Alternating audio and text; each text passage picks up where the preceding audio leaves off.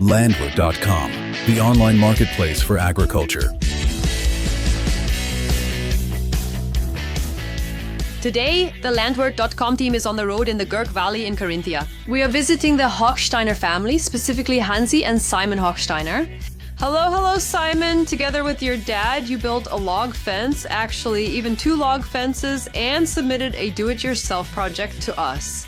Tell us, how did you come to build this log fence? It started because during my training in agricultural technology, I had the opportunity to either build a log fence or a bale grab. And I then decided to make a bale grab because this log fence was more or less just a toy, and my dad felt the same way. And that was also the starting point for him to build one himself, one that matched his own requirements. Okay, so Hansi, you thought, no, that's way too simple. We need to build something a bit more elaborate. What is special about the Polterchild that you ended up creating? When I began the Polterchild, I wondered how wide it should be. Is it supposed to be like a tractor, wider, narrower, or the same? And then I immediately came up with the idea that it would actually be best if you could continuously adjust the width, just as you need it while working. That was the idea. Should you make foldable wings or add a sliding part later? And it turned into a sliding part, and it works.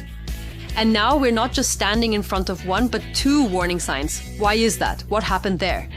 That's our prototype, which was made in the workshop, and we also gave it to various forestry companies to use. We asked them to break it so we could see what needs improvement or change. And this is now the successor model, the further development, which includes those improvements.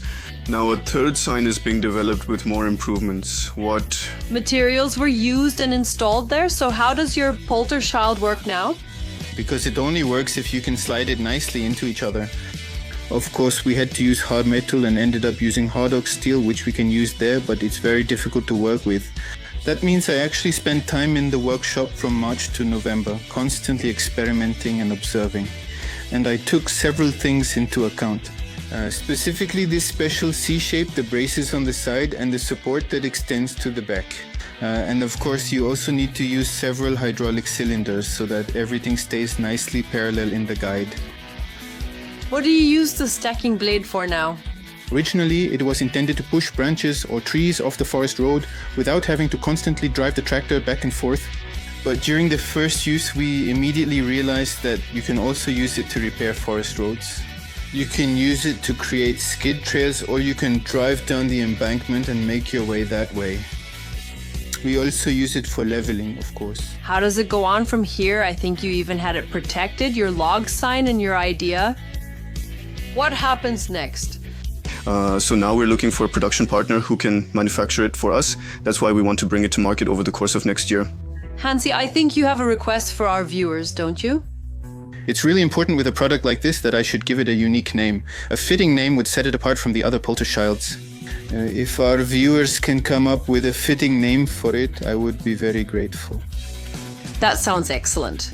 Then I wish you lots of success with the continued production of new models and more models. And dear viewers, you heard it. The Hochstein family is looking for a product name for their width-adjustable Poltershield. If you have any ideas, please comment on this video. We will gladly pass the names along. If you've finished a do-it-yourself project, send it to landward.com. We look forward to it.